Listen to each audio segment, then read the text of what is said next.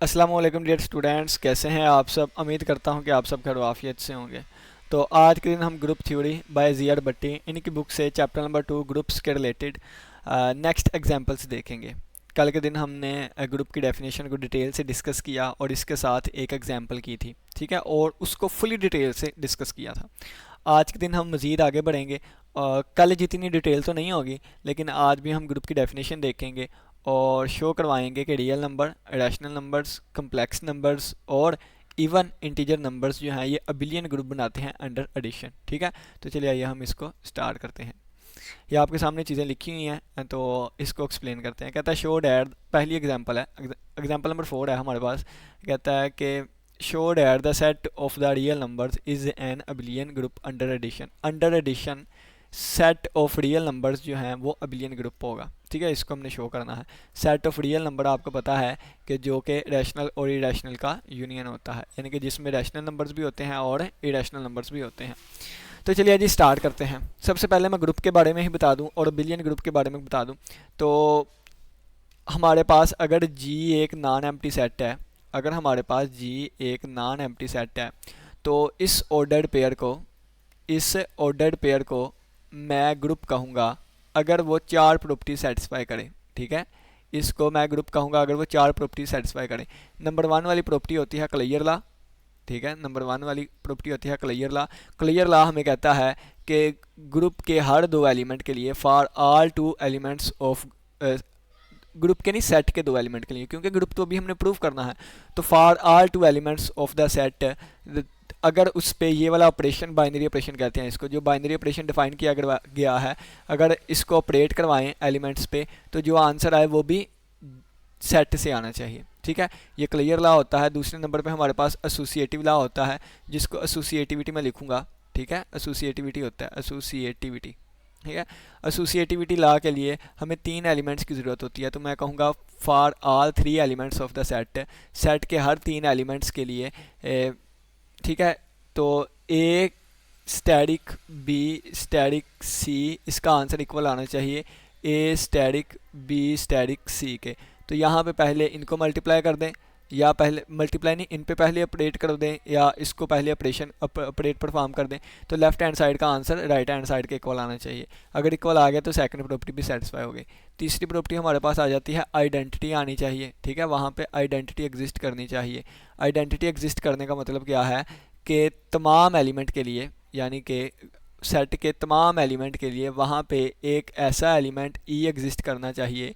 There exist a element E, group set में से एक ऐसा एलिमेंट एग्जिस्ट करना चाहिए कि उस एलिमेंट को राइट से ऑपरेट करवाएं या उस एलिमेंट को लेफ़्ट से ऑपरेट करवाएं। तो जिस पे ऑपरेट करवा रहे हैं उस पर कोई फ़र्क ना आए, तो फिर ई को हम आइडेंटिटी एलिमेंट कहते हैं। ठीक है, फोर्थ नंबर पे हमारे पास प्रॉपर्टी आती है इन्वर्स की। ठीक है, यहाँ पे लिख देता हूँ। फोर्थ नंबर पे हमारे पास प्रॉपर्टी आती है इन्वर्स की, इन्वर्स। ठीक है, इन्वर्स। इन्वर्स क्या होता है? तो हर एक एलिमेंट का अलग अलग इन्वर्स भी हो सकता है। तो देखें कि फ़र्ज़ किया for all elements of, group के हर एक एलिमेंट, सेट के हर एक एलिमेंट के लिए वहाँ पे एक ऐसा एलिमेंट एग्जिस्ट करना चाहिए, एक ऐसा एलिमेंट एग्जिस्ट करना चाहिए कि उसको राइट से ऑपरेट करवाएं, ठीक है, या उसको लेफ़्ट से ऑपरेट करवाएं, तो आंसर दोबारा आइडेंटिटी बन जाए। ठीक है, आइडेंटिटी। तो अगर हमारे पास इस तरह हो तो हम कहेंगे कि A is inverse of A dash and A dash is inverse of A. अगर ये चार प्रॉपर्टी सेटिस्फाई हो जाएं तो इन चार प्रॉपर्टीज़ की बिना पे हम कह देते हैं कि दिया गया ऑर्डर्ड पेयर या दिया गया सेट जो है अंडर दिस बाइनरी ऑपरेशन के एक ग्रुप होगा। बाइनरी ऑपरेशन क्या होता है पीछे डिटेल से डिस्कस किया, जो कि दो चीज़ों को लेता है और उसी किस्म की एक चीज़ दे देता है जब इस पर यह स्टैटिक अप्लाई होता है। ठीक है, तो अब एक और प्रॉपर्टी आती है हमारे पास, प्रॉपर्टी नंबर 5, यानी कि कम्यूटेटिव लॉ। ठीक है, कम्यूटेटिव लॉ। अगर इन चार प्रॉपर्टीज़ के साथ साथ कम्यूटेटिव लॉ भी होल्ड कर जाए, अगर इन चार प्रॉपर्टीज़ के साथ साथ कम्यूटेटिव लॉ भी होल्ड कर जाए तो फिर हम उसको बिलियन ग्रुप कहते हैं। कम्यूटेटिव लॉ क्या कहता है कि for all two elements of the set, तमाम दो एलिमेंट्स के लिए सेट के ए स्टार बी का आंसर जो है वो इक्वल आए बी स्टार ए के, यानी कि ये कंप्यूट भी हो सके, कम्यूट भी। ठीक है, तो ये पांच प्रॉपर्टीज़ अगर सेटिस्फाई हो जाएं तो हम इसको नाम देते हैं अबिलियन ग्रुप का, इसको हम नाम देते हैं अबिलियन ग्रुप का। ठीक है, तो चलिए आइए अब हम चेक करते हैं रियल नंबर्स का जो सेट है ये अबिलियन ग्रुप है कि नहीं, या ग्रुप है कि नहीं। ठीक है,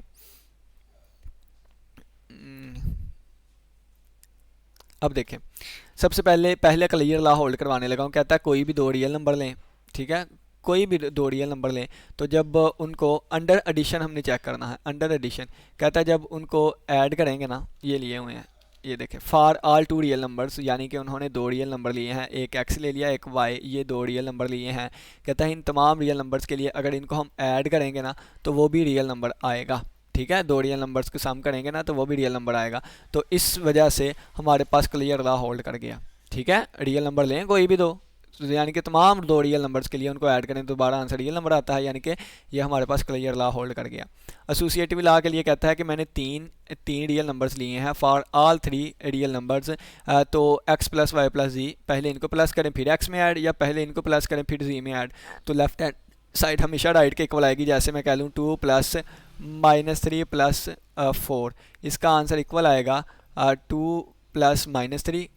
ठीक है, यानी कि पहले इस ब्रैकेट को सोल्व कर लें या इस ब्रैकेट को सोल्व कर लें, तो इसका आंसर अगर हम देखें तो ये आएगा 2 प्लस 1, यानी कि ये 1 बन जाएगा, और ये 2 प्लस 1 3, और इसका आंसर अगर मैं देखना चाहूँ तो 1 प्लस, यह आ जाएगा, दो में से एक निकाला है एक, ये -3 है। ठीक है, तो ये 2 -3 -1 और +4, -1 और +4, तो इसका आंसर अगर देखें तो इसका आंसर भी 3 आ गया, यानी कि लेफ्ट हैंड साइड का आंसर राइट हैंड साइड का इक्वल आ गया। एसोसिएटिव ला जो है होल्ड कर गया और होल्ड करता है रियल नंबर्स में। अगर एडिटिव आइडेंटिटी की बात की जाए तो 0 एक ऐसा एलिमेंट है कि जिसको जिस भी रियल नंबर में राइट से ऐड करें या लेफ़्ट से ऐड करें तो आंसर दोबारा वही एलिमेंट आ जाता है। यानी कि अगर मैं 2 के रिलेटेड आइडेंटिटी देखना चाहता हूँ तो 2 के लेफ़्ट से या 2 के राइट से आप आइडेंटिटी ऐड करें तो दोबारा आंसर 2 ही आएगा। ठीक है, तो इसका मतलब है कि अंडर एडिशन जो हमारे पास आइडेंटिटी आई वो क्या है, एडिटिव आइडेंटिटी 0 आ गई। इसी तरह इन्वर्स की बात करें तो हर एक x रियल नंबर के लिए -x एक ऐसा रियल नंबर आया करेगा कि जिसको राइट से ऑपरेट करवाऊँ या लेफ़्ट से ऑपरेट करवाऊँ आंसर 0 आ जाया करेगा। ठीक है, एग्जांपल के तौर पे देखें यहाँ पे, अगर फ़र्ज़ किया मैं 2 का इन्वर्स देखना चाहता हूँ तो 2 में ऐसी कौन सी चीज़ ऐड करूँ राइट से भी और लेफ़्ट से भी कि आंसर दोबारा आइडेंटिटी आ जाए, तो वो -2 होगा, और -2 भी एक रियल नंबर है, तो हैंस 2 का इन्वर्स -2, इसी तरह 3 का इन्वर्स -3, इसी तरह -5 का इन्वर्स 5 होगा। ठीक है, इसी तरह x का इन्वर्स जो है वो -x आ जाया करेगा।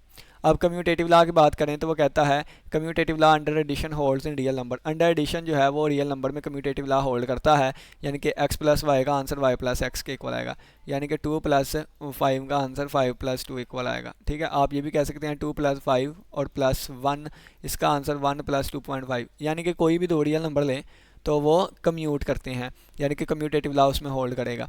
तो इन 5 प्रॉपर्टीज़ की सेटिस्फेक्शन की वजह से हमने कह दिया कि ये अबिलियन ग्रुप है। ठीक है, पहली 4 प्रॉपर्टी सेटिस्फाई हुई तो वो हमारे पास सिंपल ग्रुप हो गया, और 5वीं प्रॉपर्टी भी सेटिस्फाई हुई तो इस बिना पे हमारे पास ये अबिलियन ग्रुप बन गया। ठीक है, तो हम इसको लिख देंगे, ये हमारे पास, इसको हम इस तरह लिखेंगे कि ये सेट जो है, सेट कौन सा था, रियल नंबर्स का था। ठीक है, सेट कौन सा था, रियल नंबर्स का था, तो मैं लिखूंगा सेट आर रियल नंबर का सेट अंडर एडिशन क्या है, अबिलियन ग्रुप है। ठीक है, अंडर एडिशन क्या है, अबिलियन ग्रुप है, अबिलियन ग्रुप है। ठीक हो गया, चलें जी आगे बढ़ते हैं।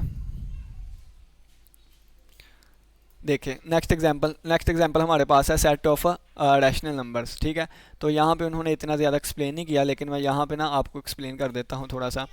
शो डैट हमने शो करना है set of rational number abelian group है अंडर एडिशन। ठीक है, रैशनल नंबर्स पहले मैं लिख लूँ, रैशनल नंबर कौन से होते हैं, ऐसे नंबर होते हैं X such that X is equal to P over Q. ठीक है, और पी और क्यू इंटीजर्स होते हैं, पी और क्यू बिलोंग करते हैं इंटीजर में से, एंड क्यू जो है ये नॉट इक्वल टू 0 होता है, क्यू 0 के इक्वल नहीं हो सकता। ठीक है, ये रैशनल नंबर्स का सेट होता है। हमने साबित करना है कि ये ग्रुप अंडर एडिशन जो है ये अबिलियन ग्रुप है। ठीक है, सबसे पहले क्लियर ला की बात करते हैं, क्लियर ला। तो क्लियर ला के लिए क्या करूँगा, मैं 2 एलिमेंट्स लूँगा कोई भी। ठीक है, तो फॉर ऑल 2 एलिमेंट्स मैंने 2 एलिमेंट ले लिए, कौन से, एक x1 ले लिया और एक x2 ले लिया, कौन सा रैशनल नंबर में से ले लिया। ठीक है, x1 किसके इक्वल है, x1 इक्वल हो जाएगा p1 ओवर q1। ठीक है, और x2 किसके इक्वल हो जाएगा, p2 over q2, p2 over q2। और यहाँ पे कंडीशन लग जाएगी कि q1 और q2 नॉट इक्वल टू 0 होगा, क्योंकि बटा 0 नहीं होता। ठीक है, बटा नॉट इक्वल टू 0, और p1 p2 q1 q2 integer होंगे, वो भी आप साथ लिख लीजिएगा। ठीक है, p1 p2 q1 और q2 जो है ये बिलोंग करेंगे इंटीजर्स में से। ठीक हो गया। अब आगे देखें, जब मैं इनको प्लस करूँगा यानी कि x1 प्लस x2 करूँगा तो आंसर आएगा P1 ओवर P2 और P1 ओवर Q1 और प्लस P2 ओवर Q2 आ जाएगा हमारे पास। जब इनका एलसीएम लिया जाएगा तो ये आ जाएगा एलसीएम इसका Q1 Q2, ठीक है, और ये इससे मल्टीप्लाई हो गया आ जाएगा P1 Q2 और ये आ जाएगा प्लस Q1 और P2, ठीक है। ये हमारे पास चीज़ इस तरह आ गई। और अगर आप देखें तो ये भी हमारे पास एक न्यू नंबर बनेगा। फ़र्ज़ किया ऐसे मैं बड़े P ओवर इसको बड़े Q का नाम दे देता हूँ। अब Q1 भी नॉट इक्वल टू ज़ीरो है, Q2 भी नॉट इक्वल टू ज़ीरो है, इस वजह से Q1 Q2 की मल्टीप्लिकेशन भी नॉट इक्वल टू ज़ीरो हो गई, यानी कि बटा नॉट इक्वल टू ज़ीरो हो गया। और मज़ीद देखें कि Q1 Q2 इंटीजर हैं तो इनकी मल्टीप्लिकेशन भी एक इंटीजर आएगी, यानी कि Q not equal to zero हो गया। और इनकी मल्टीप्लिकेशन की अगर हम बात करें तो ऊपर वाला P भी और नीचे वाला Q ये भी इंटीजर ही आएंगे। क्यों? क्योंकि P1 P2 Q1 Q2 सारे इंटीजर हैं, तो इंटीजर्स की मल्टीप्लिकेशन, इंटीजर की एडिशन, इंटीजर तो हमेशा इंटीजर ही आता है, तो ऊपर भी आंसर इंटीजर बनेगा, नीचे भी आंसर इंटीजर बनेगा।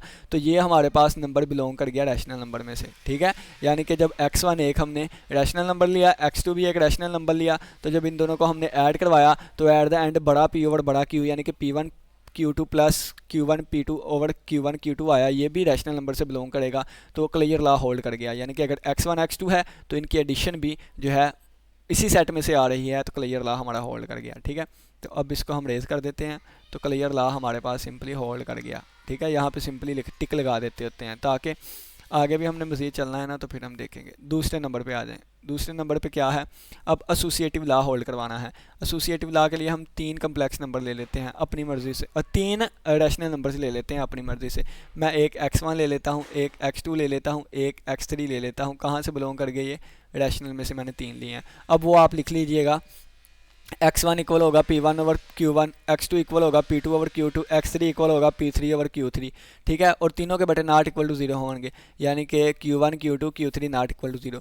P1 P2 P3 और Q1 Q2 Q3 जो है ये नॉट इक्वल, ये इंटीजर में से बिलोंग करेंगे, ठीक है। ये सारी कंडीशंस आप लिख लीजिएगा। फिर हम साबित करवाएंगे कि x1 plus x2 plus x3 का आंसर जो है ये इक्वल आएगा x1 प्लस x2, ठीक है, और प्लस x3 के, और प्लस x3 के।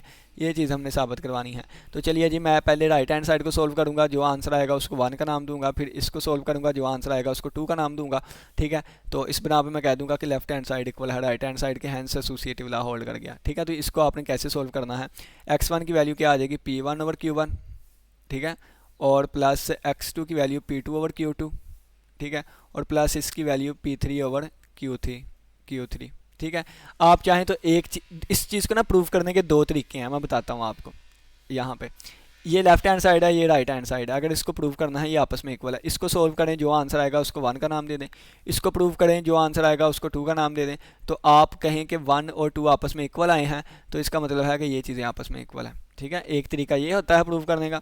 दूसरा तरीका ये है कि इनको इकट्ठे ही लेके चलें और एंड पे सेम चीज़ें आ जाएंगी, आप कह देंगे कि सेम आंसर आ गया। तीसरा तरीका क्या है, तीसरा तरीका ये होता है कि आप इस चीज़ को लेके चलें, इस चीज़ को, और आगे जाके राइट हैंड साइड वाला बना दें, तो हंस साबित हो जाएगा ये चीज़ इसके इक्वल है, ठीक है। तो जो सा मर्जी तरीका आप अपनाएं, तो मैं ये वाला अपनाने लगा हूँ। देखें, ये वाला करता हूँ, यानी कि मैं लेफ्ट हैंड साइड को लेके चला हूँ। किसको? लेफ्ट हैंड साइड को। तो ये आ जाएगा हमारे पास P1 ओवर Q1 और प्लस मेरे पास जगह कम है वगैरह, मैं इस तरह करता, इस साइड को लहदा सोल्व करता, इस साइड को लहदा सोल्व करता, फिर मैं कहता कि इसका आंसर इसके इक्वल आया है, हैंस ये आपस में इक्वल होंगे, ठीक है। लिखने में यहाँ पे प्रॉब्लम होता है, इस वजह से ये मैं शॉर्टकट कर रहा हूँ, सिर्फ और सिर्फ लेफ्ट हैंड साइड को लेके चल रहा हूँ, ठीक है। ये सिर्फ और सिर्फ लेफ्ट हैंड साइड है, यहाँ पर लिख देता हूँ लेफ्ट हैंड साइड, ठीक है। तो यहाँ पर अगर आप देखें तो एलसीएम क्या आएगा, Q1 और Q2 और Q3 एलसीएम आ गया, और बाकी ये इससे मल्टीप्लाई हुआ तो आ गया P2 Q3 और प्लस आ गया हमारे पास Q2 और P3, ठीक है। ये वाली चीज़ हमारे पास आ गई। अब आगे देखें, ये आ गया P1 ओवर Q1 और प्लस आ गया हमारे पास P2 Q3 और प्लस Q2 P3 और डिवाइड में आ गया था हमारे पास ये वाली चीज़, ठीक है, Q1 और Q2 और Q3। आप चाहें तो इसको बड़े PQ का नाम भी दे सकते हैं, तो मैं बड़े PQ का नाम दे देता हूँ। क्यों? क्योंकि इसका भी आंसर एट द एंड एक इंटीजर ही आएगा, ऊपर वाले का नीचे का भी आंसर एक इंटीजर ही आएगा, तो आप इसको P ओवर Q का नाम दे दें। अगर नहीं देना तो वैसे ही लिखा रहने दें, वैसे ही लिखा रहने देते हैं, ये लें जी, ठीक है। अब इनका एलसीएम लेंगे दोनों का, तो ये हमारे पास आ जाएगा Q1 Q2 Q3, ये Q2 है, ठीक है। और जब एलसीएम लेंगे ये चीज़ इससे मल्टीप्लाई होगी तो आ जाएगा P1 Q2 Q3, और ये आ जाएगा प्लस, ये इससे मल्टीप्लाई होगा तो आ जाएगा Q1 P2 Q3, और प्लस आ जाएगा ये Q1 मल्टीप्लाई बाय Q2 और मल्टीप्लाई बाय P3, ठीक है। इसको इक्वेशन नंबर 1 का नाम दे दें, इसको इक्वेशन नंबर 1 का नाम दे दें। अब ये लेफ्ट हैंड साइड का आंसर आया, अब राइट हैंड साइड लेके चलेंगे, ठीक है। अब राइट हैंड साइड लेके चलेंगे। राइट हैंड साइड अब मैं डायरेक्ट लिखने लगा हूँ, तो x1 प्लस x2 जब हम करेंगे ना तो आ जाएगा P1 over P2, P1 over Q1, और प्लस आ जाएगा P2 ओवर Q2, और यहाँ पे आ जाएगा plus P3 over Q3, P3 over Q3, ठीक है। तो जब इसका हम एलसीएम लेंगे तो ये एलसीएम इसका बनेगा, क्या आ जाएगा, डायरेक्ट लिख देता हूँ ब्रैकेट के बगैर, तो ये आ जाएगा P1 Q2, और ये आ जाएगा प्लस Q1 P2, ठीक है, और बटे में आ जाएगा Q1 और Q2, और ये हमारे पास प्लस P3 ओवर Q3 लिखा हुआ है। जब इसका अब हम एलसीएम लेंगे तो एलसीएम हमारे पास आ जाएगा Q1 Q2 Q3, और ये इससे मल्टीप्लाई होगा तो आ जाएगा P1 Q2 Q3, और प्लस ये आ जाएगा Q3 मल्टीप्लाई बाय, यानी कि Q1 P2, और ये जब इससे मल्टीप्लाई हुआ तो ये आ जाएगा मल्टीप्लाई बाय Q3, और ये प्लस में आ जाएगा ये वाली चीज़ इससे मल्टीप्लाई होगी तो आ जाएगा P3 और Q1 Q2। अब यहाँ पे थोड़ा सा ना गौर करें, इसको इक्वेशन नंबर 2 का नाम दे देंगे, ठीक है, इसको इक्वेशन नंबर 2 का नाम दे देंगे। अब दरअसल यहाँ पे ना थोड़ा सा गौर करें, ये देखें, ये P1 P2 P3 क्या, ये P1 P2 P3 Q1 Q2 Q3 सारे क्या हैं, इंटीजर्स ही है ना। तो जो P1 Q2 Q3 का आंसर आएगा ना वो ही ये वाला लिखा हुआ है, देखें। और जो आ गया Q1 P2 Q3, तो Q1 P2 Q3 ये देखें लिखा हुआ है। और ये Q1 P2